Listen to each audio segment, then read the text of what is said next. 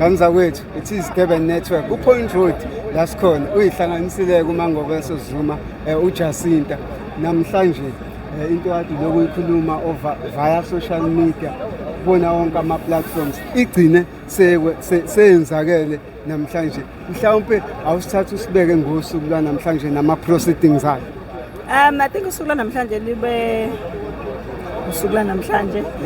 It could have been better from amaphoyisa ethu ngoba ayasiphoqa amaphoyisa ngaso sonke isikhathi.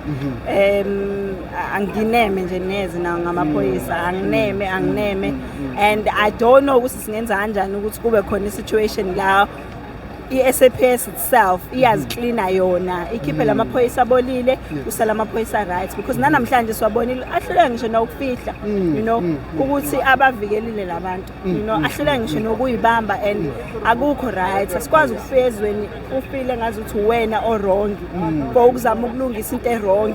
ufana ngabe ibona bayilungisayo so hayi singeke sidinga into yamaphoyisa ibhekwe kabusha abantu baphuma emakhaya bethi bafuna ukuba amaphoyisa ngoba befuna ukuseva and protect the republic mase befika lapha yana bese bethatha imali bathatha ama bribe babe igebengu nabo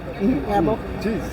ufuna ube isigebengu mawufuna ube phoyisa ibe phoyisa akwazi ukuthi ube phakathi nendawo khetha okodwa so sikhathela amaphoyisa ayigebengu yonke indawo kukhalwa ngento eyodwa amaphoyisa ayigebengu so siyacela ke nohulumeni nawo nje ngoba angazi umuthi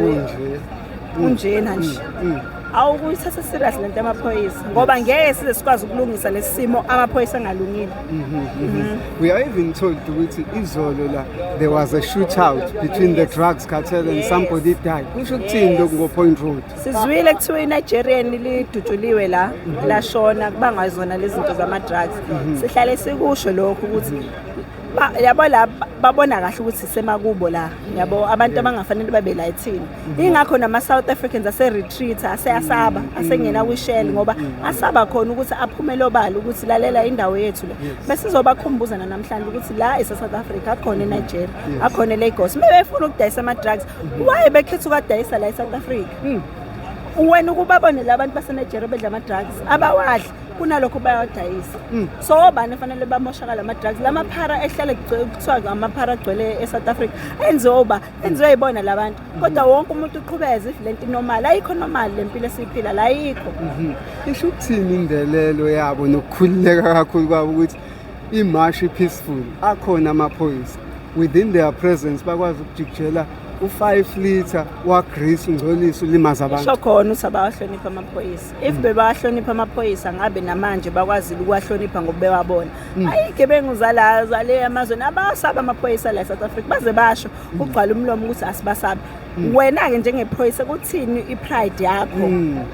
ubona ukuthi awuhloniphekile uyadeleleka nje bafuna ukuhlonishwa ethini bafuna ukurespect ethini ithini efanele sibanike le respect kodwa bona bazoyihlonipha bona self bahloniphe nemsebenzi wabo so sikhathele yileyo nto amaphoyisa wa decide ngempela ukuthi enzani amaphoyisa noma igebengu Mangobese where to from here njengoba sasishilo march until we win asihleli kodwa yabo nje we having meetings nabantu bako parliament and what not ukuthi sicela ba review izinto abasibhale phansi kule constitution ngoba iyona lesidelelisa nabantu iyona yenza ukuthi abantu bakhululeke benze umathanda ngoba bayazi ukuthi abasatshwa umuntu so sikhathele sicela nje nabo abase parliament basilalele ba respond siyahlangana nabantu ade ngihlangana nabantu ba home affairs nje izolo sizohlangana futhi nabaka education ukaddress indaba yezingane zase South Africa nganayo indawo yokufunda kodwa kufunda ingane zokufika kuningi nawo nomasipala nawo silindile ukuthi sihlangane nabo bonke sizohlangana nabo kodwa ukuhlangana kwethu sesokunika ama deadline manje ngoba kwazi phela lokho sikhuluma into engapheli yabo eventually fanele benze something ngoba if bengafuni ukwenza something ama South Africans azozenzela brave even on record uthe amaphoyisa iwona enza noma anidelelisa ngalabantu iwona nje kakhulu ngoba if bebewahlonipha amaphoyisa ngabe bahlonipha nomthetho wala manje ngoba bengawuhloniphi amaphoyisa abawuhloniphi nomthetho wala bebengawuhloniphi umthetho wala thina basibone ngazo sithina abantu esibadelelayo ngokuthi sifuna ukuthi ku-enforce umthetho so ithina sibecome izitha ngokuthi sifune into efana ngabenziwa amaphoyisa ukuthi ayenze yabo so angeke thina ngeke basithenge sonke unfortunately ngeke basinike imali sonke abanye bethu this is not about money, it's about our future of this country and the future of our children ngoba masihamba sishiye lelizwe linje ngihlale ngibuza mawucabanga ngoba kubheda nje manje mase kusela izingane zakho zodwa ungasekho wena zizoba njani would be even worse. Really appreciate your time. Thank you so much. Durban Network. Sure.